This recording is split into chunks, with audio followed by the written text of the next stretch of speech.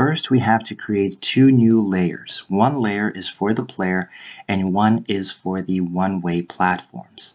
Once that is done, we click on the player and we set his layer to be the player layer.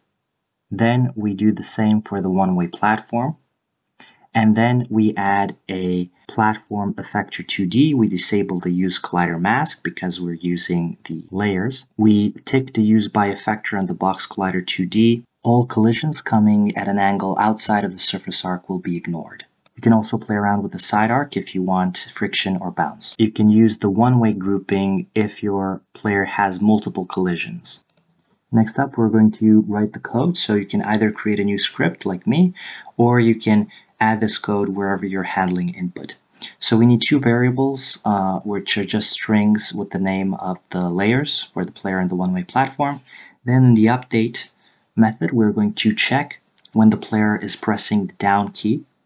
And then we're going to access the physics 2D, and we're just going to ignore the layer collision between these two layers by setting it to true.